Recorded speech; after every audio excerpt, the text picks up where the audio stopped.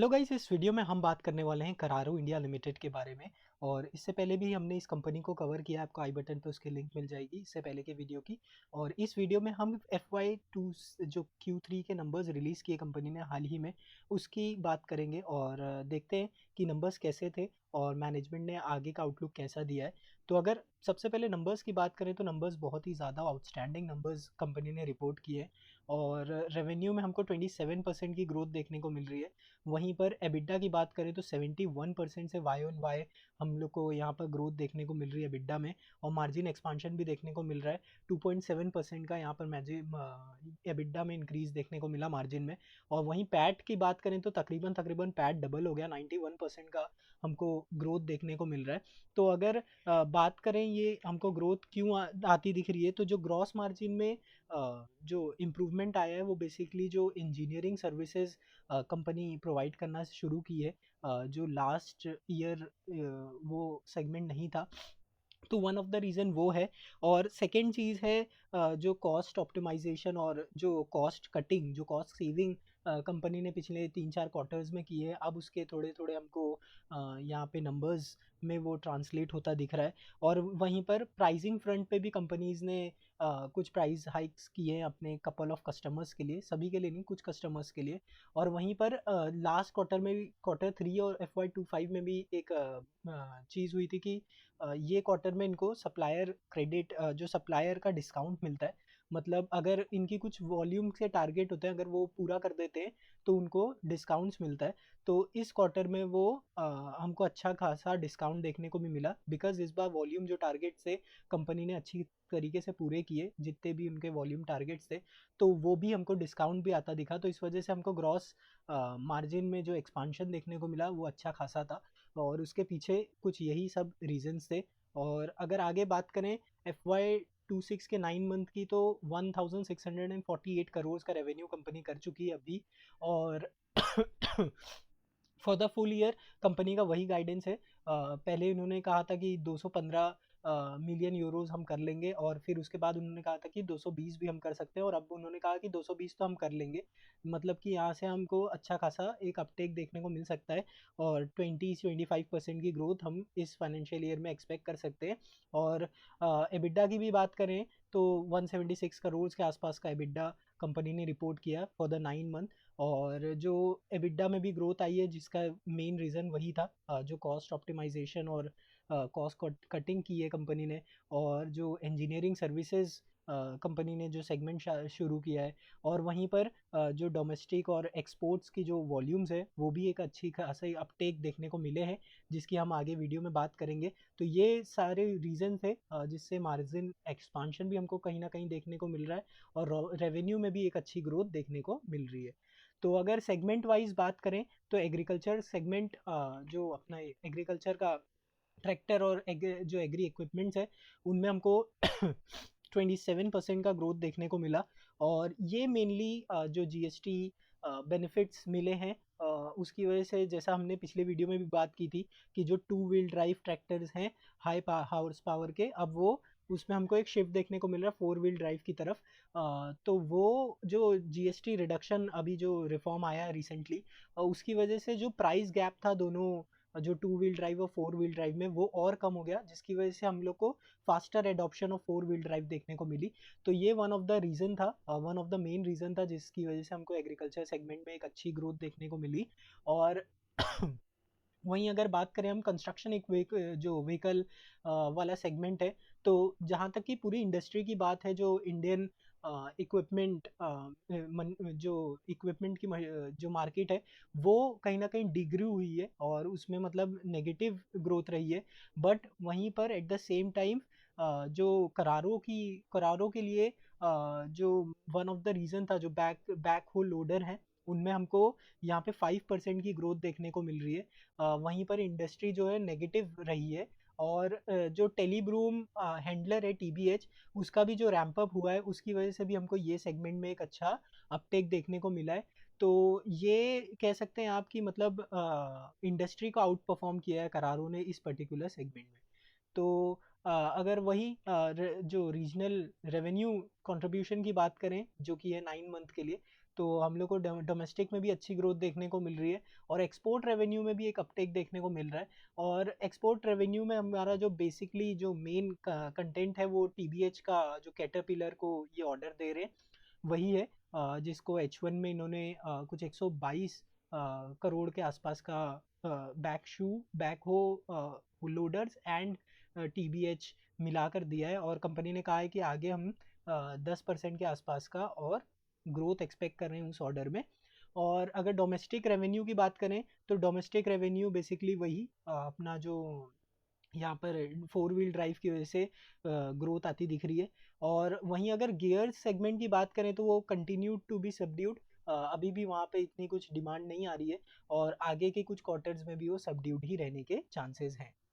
तो अगर अब टारगेट की बात करें तो जो कंपनी ने पहले FY30 के लिए 3200 करोड़ का जो टारगेट रखा था, 3200 का, उसको उन्होंने अब शिफ्ट किया है। अब उनको उन्होंने रिवाइज की है गाइडेंस को और अब उन्होंने कहा है कि FY30 तक हम 3500 करोड़ यानी 3500 तक का रेवेन्यू कर सकते हैं। और मतलब इसके पीछे बहुत सारे रीज़न उन्होंने बताए और इस वजह से जैसे कि उन्होंने कहा कि उनसे जब पूछा गया कि क्या रिस्क है और क्या आप रिस्क देख रहे हैं इस टारगेट को लेकर, तो उन्होंने कहा देखिए हमारे पास लैंड स्पेस अवेलेबल है, हम कुछ 55-60% पे अभी ऑपरेट कर रहे हैं, तो हमारे पास फ्री लैंड पार्सल बहुत अवेलेबल है। तो जब भी अभी हमको एक्सपांशन करना होगा तो हमको कोई प्रॉब्लम नहीं आएगी। और उसके बाद जो हमने 14 प्रोटोटाइप्स बनाए थे उसमें से 4 प्रोडक्शनाइज हो गया है। अब इनको रैंप अप होने में 2 से 2.5 साल ज़रूर लगेंगे, बट एक बार ये भी रैंप अप होंगे तो ये भी कंट्रीब्यूट करेंगे। और प्लस जो टीबीएच और जो न्यू सेगमेंट्स जो न्यू बिजनेसेस इन्होंने शुरू किए जैसे कि टीबीएच हो गया टेलीब्लूम हैंडलर्स वाला, और वहीं पे इंजीनियरिंग सर्विसेज का जो बिजनेस है और जो हायर हॉर्स पावर के जो ट्रैक्टर ट्रांसमिशन वाले बिजनेस है, तो ये भी बहुत अच्छे तरीके से रैंप अप होंगे आने वाले कुछ टाइम में, एक दो से तीन क्वार्टर में, 2 से 3 फाइनेंशियल ईयर में। तो FY30 तक ये पूरी तरीके से पूरी तरीके से इन मोशन रहेंगे सारे ही सेगमेंट्स। और उन्होंने कहा जो न्यू बिजनेस सेगमेंट्स है हमारा वो अकेला मतलब 20-25% FY30 में ये जो 3500 का टारगेट है वो अकेला 20-25% कंट्रीब्यूट करेगा जो न्यू बिजनेस सेगमेंट्स है। तो वहाँ से हमको एक अच्छी अपटेक देखने को मिलेगी। और मैनेजमेंट का कहना है कि हम बहुत ज़्यादा ऑप्टिमिस्टिक है कि हम ये टारगेट को अचीव कर लेंगे। और अगर ये ऐसा कर पाते हैं तो तकरीबन तकरीबन मतलब डबल करना होगा रेवेन्यू का।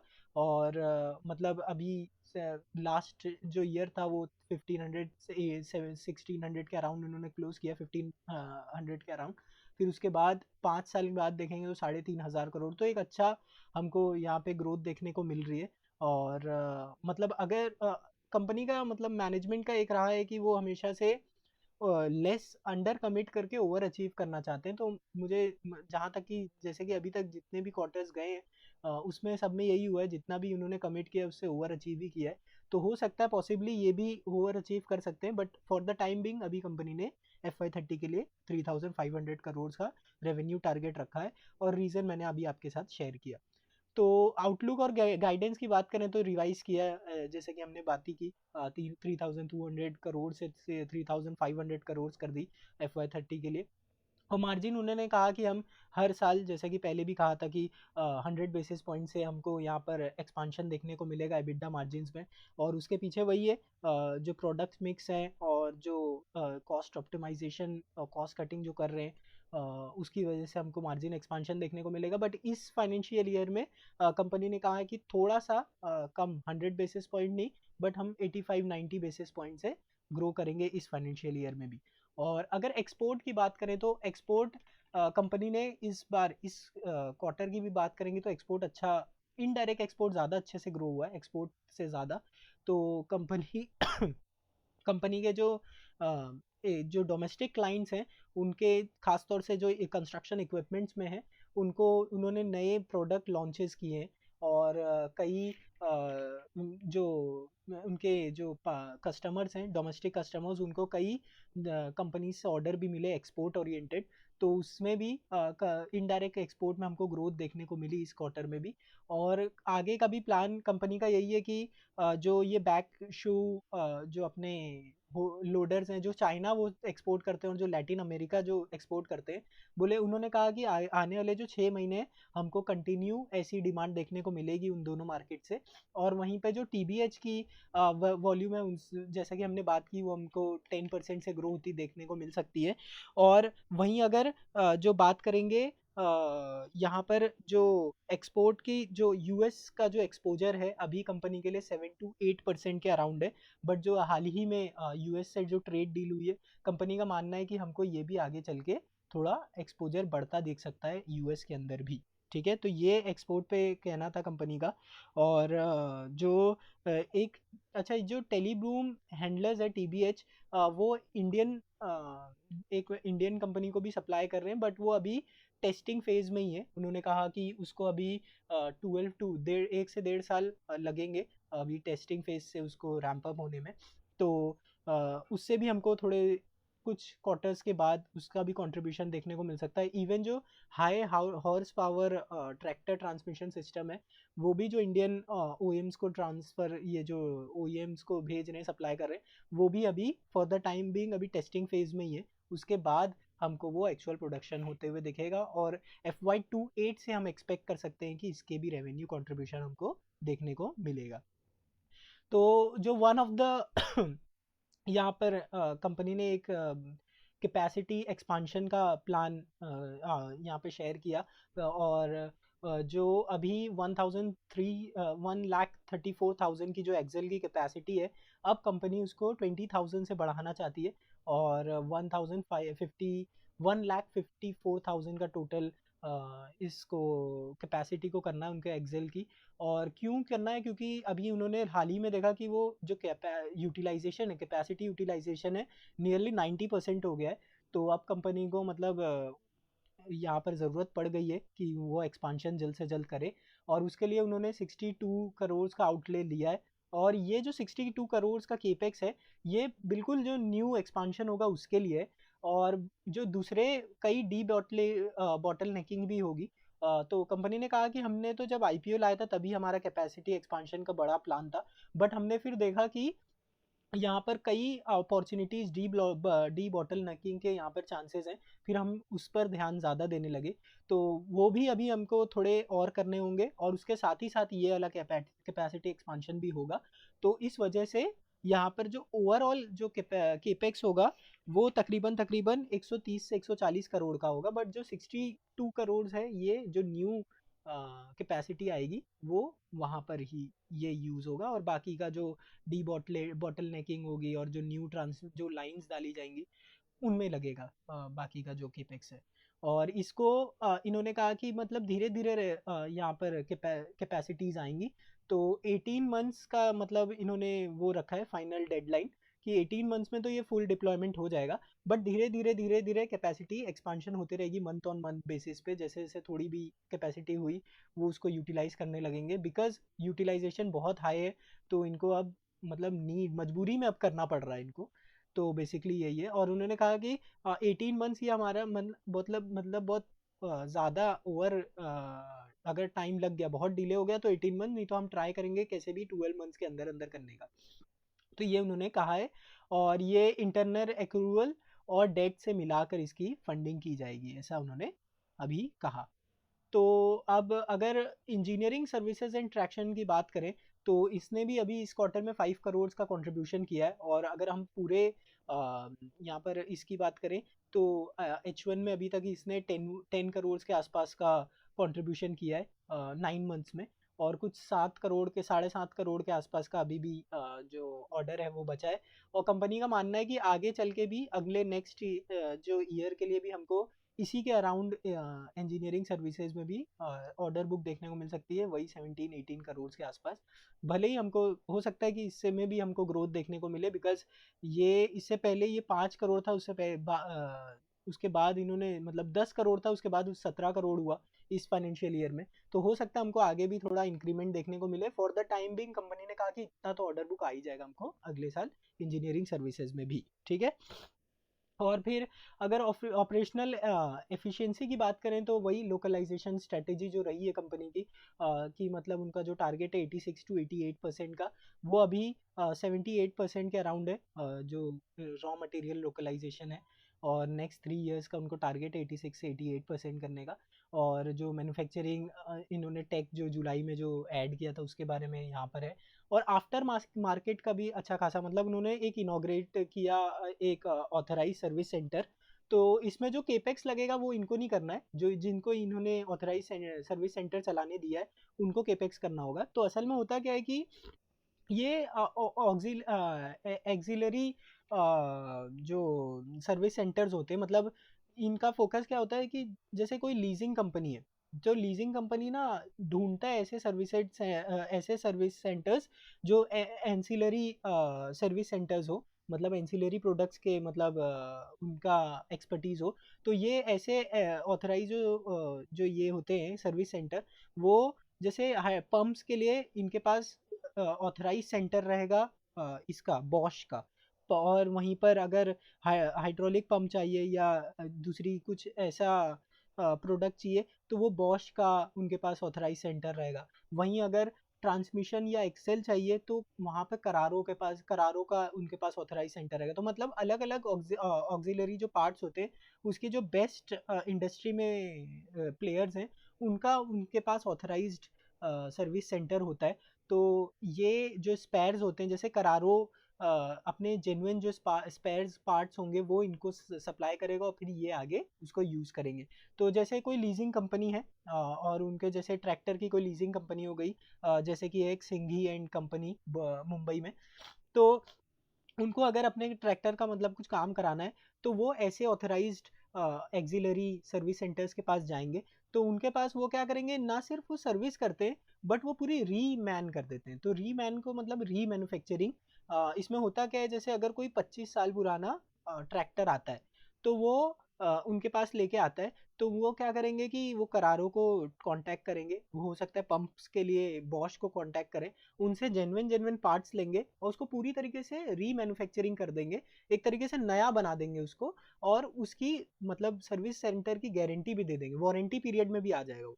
तो एक तरीके से पूरा नया ही हो जाएगा वो। और इसलिए मतलब अपने जो फ्लीट्स है उसको नए रखने के लिए, हेल्दी रखने के लिए और न्यू टेक्नोलॉजी से एकदम अप टू डेट रखने के लिए जो लीजिंग कंपनीज हैं ऐसे सर्विस सेंटर्स पे जाती हैं। तो ये इनका कहना था कि इसीलिए हमने इनको चुना अपने सर्विस सेंटर के लिए। और ये वन फरीदाबाद में इन्होंने ओपन किया है, तो अपने नॉर्थ की मार्केट जो भी है उसको पूरा कवर करेगी। पहले उन्होंने कहा कि जैसे अगर वहाँ पे कुछ ऑन ग्राउंड प्रॉब्लम आती थी तो हमको पुणे से एक आदमी को भेजना पड़ता था, तो अब क्या होगा कि उसको ज़्यादा टाइम नहीं लगेगा फरीदाबाद से पहुँचने में। तो ये वन ऑफ द रीज़न था। और इस इन्होंने कहा कि जो ये स्पेयर्स है ये अब हमारा मतलब आगे चल के 10% तक रेवेन्यू का कंट्रीब्यूट करना चाहिए। अभी ये 3.5 से 4% ही कंट्रीब्यूट कर रहा है, ठीक है। तो ये इन्होंने कहा जो अपने ऑथराइज सर्विस सेंटर पे।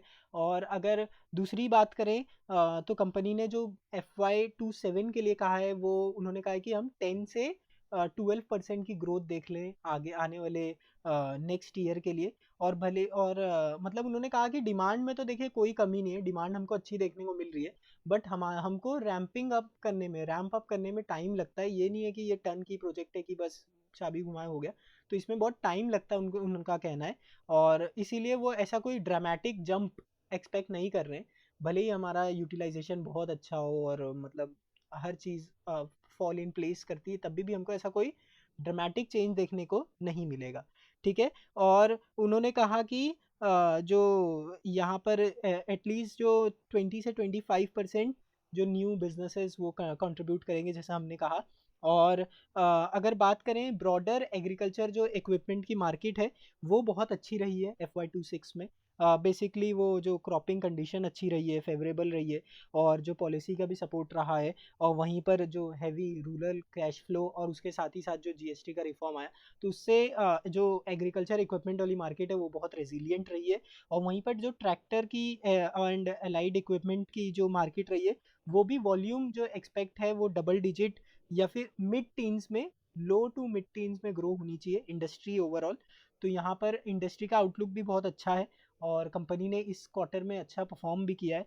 और वहीं पे गियर बिजनेस एक अभी भी मतलब इतना एज सच परफॉर्म नहीं कर पा रहा है, बट उसके पास उसके साथ भी जो दूसरे लेवर्स हैं वो अच्छा कंट्रीब्यूट कर रहे हैं, इस वजह से हमको इतना इफेक्ट देखने को नहीं मिल रहा है उसका। ठीक है, तो ये कुछ बातें रही थी इस पर्टिकुलर क्वार्टर में। और स्टोरी मतलब कंपनी मतलब एक ऐसी कंपनी, मतलब इन्होंने कहा कि जैसे कंस्ट्रक्शन इक्विपमेंट की बात करें, तो एक एनालिस्ट ने पूछा उनसे कि हम मतलब आगे कैसे ग्रोथ देख रहे हैं, क्या हम न्यू प्लेयर्स के पास जाएंगे या हम मतलब कुछ और प्रोडक्ट लेके आएंगे।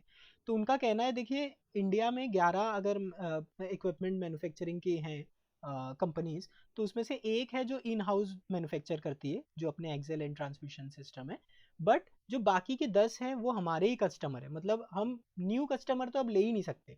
तो मतलब सारे के सारे हमारे ही कस्टमर्स हैं। तो क्या कर रहे हैं ये कि अब न्यू न्यू टेक्नोलॉजीज पे वर्क कर रहे हैं वो उनका डोमेस्टिक कंपनीज के साथ, ताकि वो एक्सपोर्ट्स की जो कंपनी है जो बाहर एक्सपोर्ट कर रही है उनके साथ compete कर पाए, मतलब अपनी डोमेस्टिक कंपनीज उनके साथ compete कर पाए। तो इसलिए ये टेक पे बहुत काम कर रहे हैं, मतलब कि अभी इन्होंने उस पे वर्क कर रहे हैं जो 4 व्हील स्टीयरेबल बैक हो लोडर्स है, मतलब चारों टायर्स को स्टीयरिंग से आप कंट्रोल कर सकते हैं। तो ये सारी जो टेक्स हैं उस पे ये वर्क कर रहे हैं, अगर ताकि अपने जो डोमेस्टिक प्लेयर हैं वो इंटरनेशनल प्लेयर से compete कर पाएं और एक्सपोर्ट में बेसिकली और पेनिट्रेट कर पाएं। तो ये वन ऑफ द रीज़न था। और इवन जो यूएस की डील आई है उसमें भी आप देखेंगे तो इंडिया के जो ऑटो एंसिलरीज हैं, ऑटो एंसिलरीज, उनको स्पेशल कोटा दिया गया है। तो मतलब अपनी कंपनीज के लिए एक अच्छा टाइम है अभी, और इस पर्टिकुलर सेक्टर में एक अच्छी उम्मीद है कि हमको एक अच्छा आगे मतलब टाइम देखने को मिल सकता है, particularly companies dealing in auto and auto ancillaries. ये कुछ इमेजेस सोर्सेज है जो इस प्रेजेंटेशन में यूज़ किए गए। और उन्होंने कहा कि मतलब जो न्यू प्रोडक्ट्स हैं वो आते रहेंगे, और जो प्रोटोटाइप्स हैं 14 प्रोटोटाइप्स इन्होंने बनाए, जो 4 प्रोडक्शनाइज हो चुके हैं। अब ये 4 जो प्रोडक्शनाइज हुए इनको भी रैंप अप होने में 2 से ढाई साल लगेगा, बट उसको भी इन्होंने फैक्टर किया है अपने 3,500 करोड़ के बेसिकली जो गाइडेंस है। ठीक है, तो ये उन्होंने मिला जुला के बात कही है। तो यही कुछ बताना था। हो सकता है कि आपको यहाँ पे कुछ नया सीखने को मिला हो, या अगर ये वीडियो आपको अच्छा लगा हो। हाँ, यहाँ पे एक वन टाइम इम्पैक्ट भी था, जो कि लेबर कोड की वजह से वो सारी मोस्टली कंपनीज में हमको देखने को मिल रहा है, तो उसको हम इग्नोर करेंगे। तो यही कुछ बताने का था इस वीडियो में। हो सकता है कि आपको ये वीडियो अच्छा लगा हो, तो प्लीज़ इस वीडियो को लाइक करें और चैनल को सब्सक्राइब करें, और आगे कौन सी कंपनीज को आपको कवर करना है प्लीज़ कमेंट सेक्शन में बताएं। Thank you.